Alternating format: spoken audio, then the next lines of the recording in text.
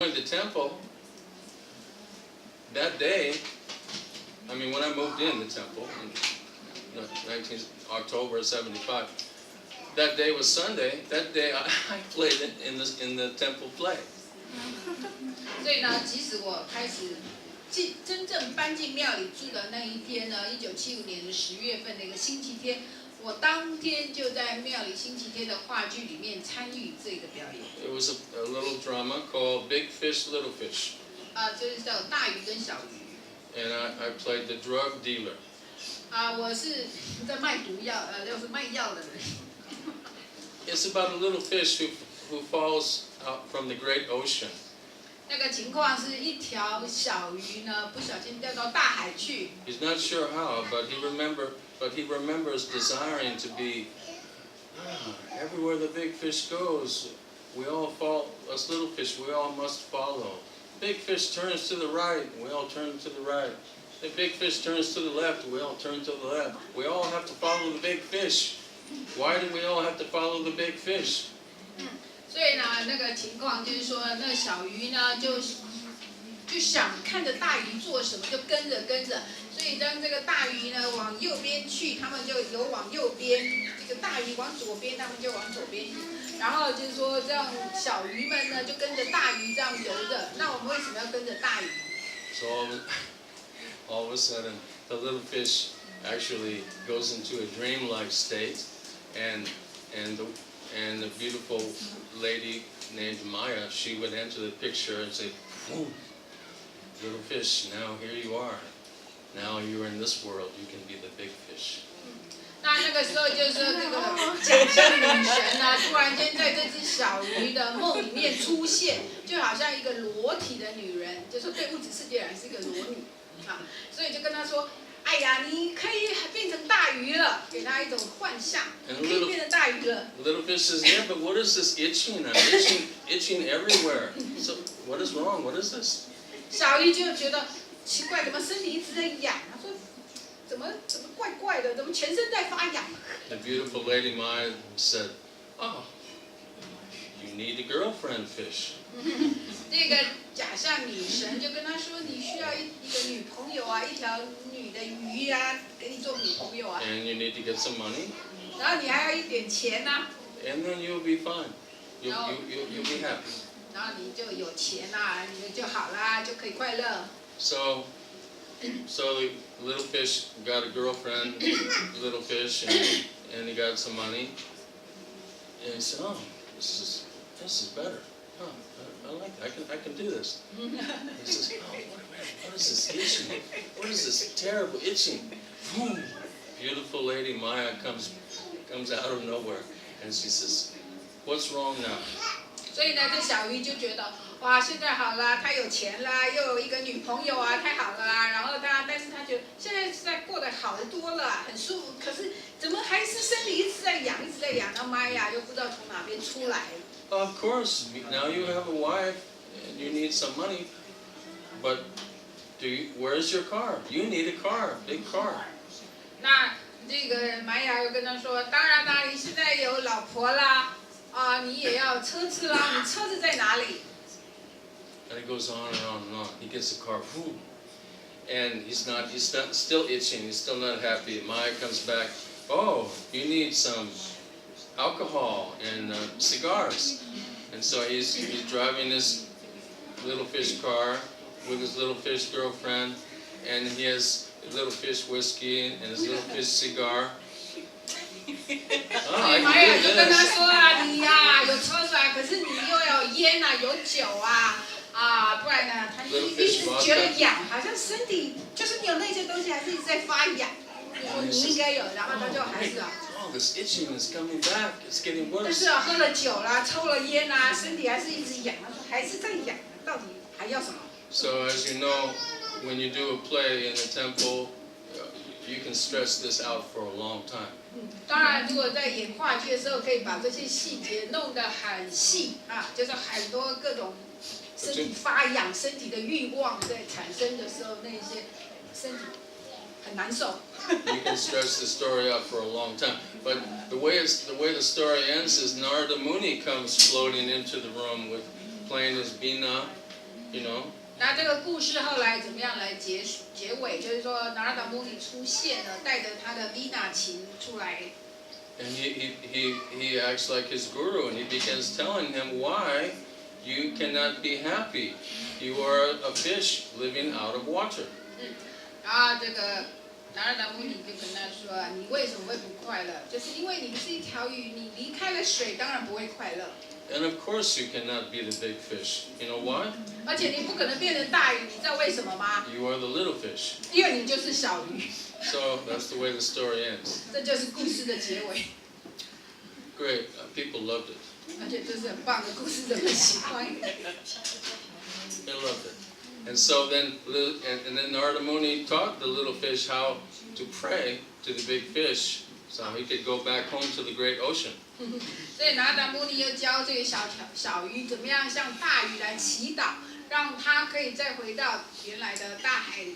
Oh, great fish, oh big fish, please forgive me. I know now I'm really just a little fish. And I will be very happy to live in your great ocean and follow you wherever you like. 所以呢，这个小鱼就对这个大鱼祈祷说：“啊，伟大的大鱼啊，原谅我这么笨啊，这么愚蠢啊！我现在啊，真的很想再回到原来的大海，跟随着你啊。那请你带我回到原来的大海，我愿意随着你的步伐这样跟着去。” So the scene changes, and again, the narrator is speaking in the great ocean. The big fish is followed by infinite little fishes, and the big fish turns to the right, and all the little fish turn to the right, and the big fish. 所以这个在演话剧的终了，就是说在旁边旁白的人就会说，就是很多无数的小鱼就跟着这大鱼，跟着它往右就右，往左就左，然后就这样子来结束。Okay, are there any comments or questions? I think it's getting late. 有没有任何问题或意见？ Nice story about the big and small fish. Explains everything very nice. 这个故事非常好。 All the temples used to know it and do it every Sunday. Or I told another drama one Sunday. It was called The Wrong Bank Account. 我在另外一个 And 时候曾 no 经 one 讲 thought it 过， was funny. I was laughing because I was the bank teller. And I was saying, you put your money in the wrong bank account for 50 years. And everyone thought, oh, this is a terrible, cruel story. No one understood.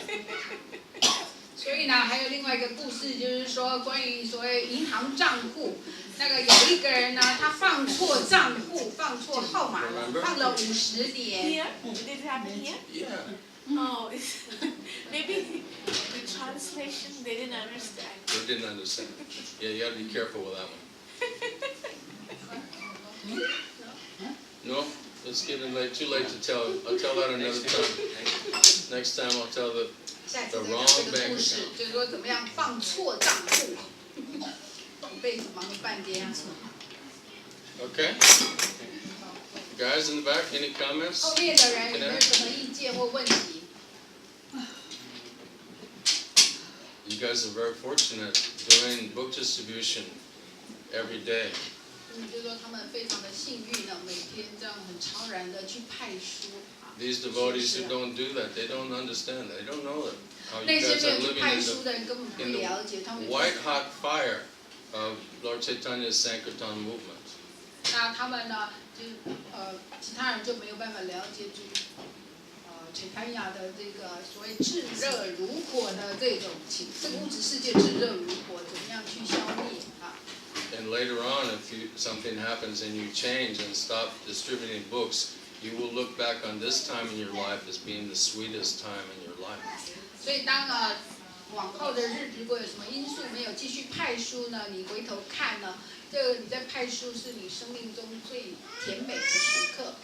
Distributing books is the most powerful preaching and the most powerful. 派发的灵性书籍呢，是最有力量的传教。 In 1972, when ISKCON Press moved from Boston down to Henry Street, Brooklyn, Prabhupada visited 在1972年的时候呢，这个ISKCON 的印刷的部门呢，从波士顿搬到纽约的布鲁克林区。And they were giving him a tour of the press. And when he came, they took him over to the big printing machine. 所以呢，奉献者带着Prabhupada去这个所谓印刷的工厂里面，就说那些机器的印刷机器这些，给他带着他看。And Prabhupada rubbed it with his hand and then patted it and said, "This is my heart." The printing press. The press. Yeah, the machine that prints books. 所以Prabhupada就看着那一些呢，就对着那个印刷机呢，摸一摸、拍一拍，就说这是我的心啊，我的心在这儿。What was the first thing? Okay, we've all heard the story how Srila Prabhupada went to America on a ship called Jaladuta. But do you know what he took with him and shipped with him to go to America?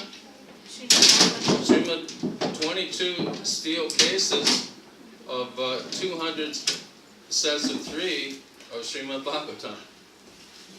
所以呢，Prabhupada坐这条船去到美国，那条船叫加拉都塔，然后呢，那个Prabhupada带着什么？就是说带了22套的博伽瓦坛的第3篇啊，就说那么多箱，就是这个书。He did not go until he had translated and printed the first canto. 所以呢，Prabhupada呢，到了他派了第1篇的时候，就是说已经把第1篇印刷出来，他才离开印度。And then he would walk up and down Manhattan,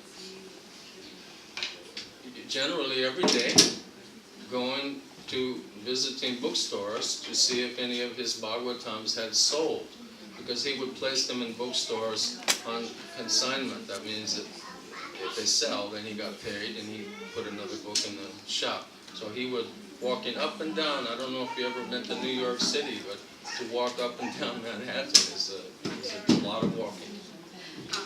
所以呢，Prabhupada到了美国呢，他在纽约的时候，他会每天去看啊，那一些书有没有派出去，派了多少，Prabhupada每天都会去查去看，然后奉献者有没有真正去做这件事。